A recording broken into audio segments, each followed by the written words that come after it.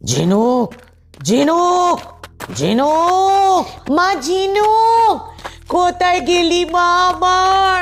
দাদা আপনি আমার মেয়ে ঝিনুককে দেখেছেন? 6 বছর বয়স, আজ ওর জন্মদিনে লাল ফ্রক পরেছিল। भाभी आपने मेरी बेटी झिनुक को देखा है कहीं? भाभी झिनुक, झिनुक मेरी बेटी।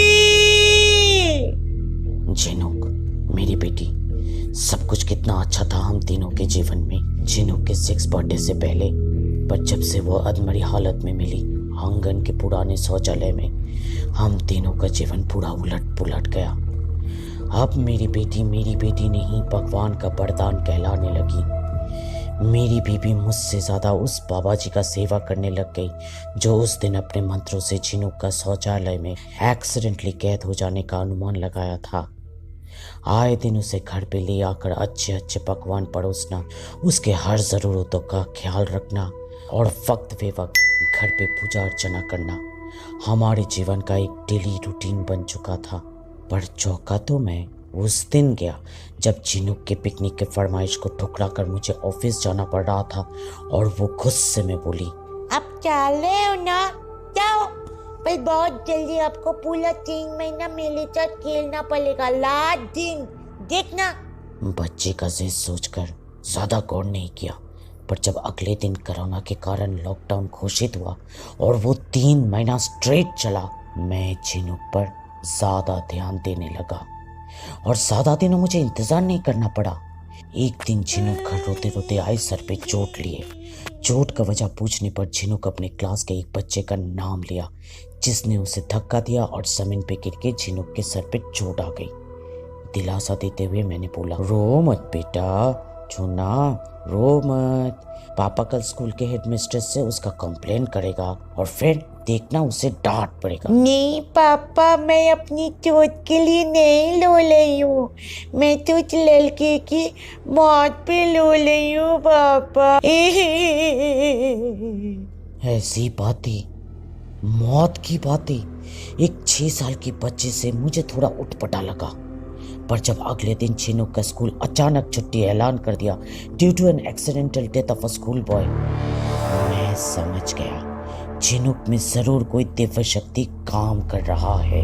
बीबी भी बोली, আমি বলছি तो ये सब बाबा जी का कृपा है। शादी के पहले से मैं जानती हूँ उस बाबा जी को, वो स्वयं भगवान है, भगवान। और फिर और भी ज्यादा उसकी सेवा में लग गई। पर मेरे लिए ये सब कुछ काफी डरा देने वाली कार्यक्रम था। पूरा निगरानी में रखने लगा अपनी बेटी को मैं। 6-7 महीना यूं ही गुजर गया, कुछ नहीं हुआ। फिर एक दिन ऑफिस से लौटकर मैं फिर उसे रोती हुई हालत में पाया पुराने शौचालय के बाहर। गोदी में उठाकर पूछा, ये हुई चिमा मार काचो केनु? पापा नानी को बहुत मिस कर लूंगी मैं। नानी मुझे बहुत प्यार करती थी, मुझे अच्छे अच्छे खाना खिलाती थी, कहानियाँ सुनाती थी, चॉकलेट देती थी। मैं मुझे बहुत मिस कर लूंगी मामा। नहीं नहीं बेटा, ऐसे नहीं कहते, जिंदा लोगों को है कहा जाता है। पर वो तो कल से जिंदा नहीं लेने वाली ना बाबा। अगले दिन झिनुक का ये भविष्यवाणी सच हो गया। बीबी बहुत रोई और सासू माँ के मृत्यु के भविष्यवाणी के बारे में मैंने उससे कुछ नहीं कहा, क्योंकि अब तो मुझे भी डर लगने लगा था झिनुक से। ऑफिस तो बस मैं नाम के लिए जाने लगा। सारा दिन जितना हो सके झिनुक के साथ अपना समय बिताने लगा। अंत में झिनुक ने वो प्रेडिक्शन कर डाली जिसका मुझे डर था। मुझे जन्म देने वाले को मैं मिस कर लूंगी। पूरा दुनिया ही हिल गया मेरा। मैं मरने वाला हूँ, पर कैसे, किस चीज से सावधान रहूं ताकि मैं ना मरूं? पानी नहीं, नदी तो नहीं है हमारे टाउन में। आग, क्या घर में आग लग जाएगा? नहीं, उसने सिर्फ मेरी मौत के भविष्यवाणी किया है, इंटायर घर या फैमिली का तो नहीं। ऑफिस में जाते वक्त क्या मेरा एक्सीडेंट हो जाएगा? एक काम करता हूँ, मैं ऑफिस आज नहीं जाता हूँ। ऐसे भी कल से मैं ऑफिस कैसे जा पाऊंगा अगर मैं मर ही गया तो?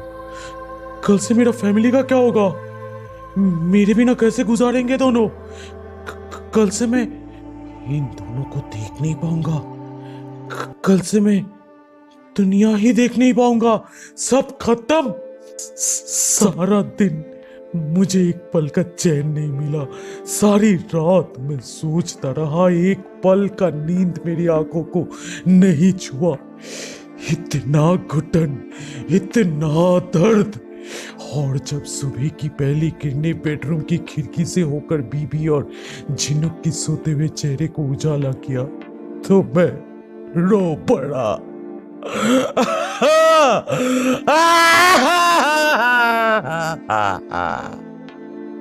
मेरा फूट फूट की रोने की आवाज बीबी को जगा दिया और वो जिज्ञासा भरी दृष्टि से मुझे देखकर कुछ पूछने ही वाली थी कि अचानक उसका फोन बज उठा।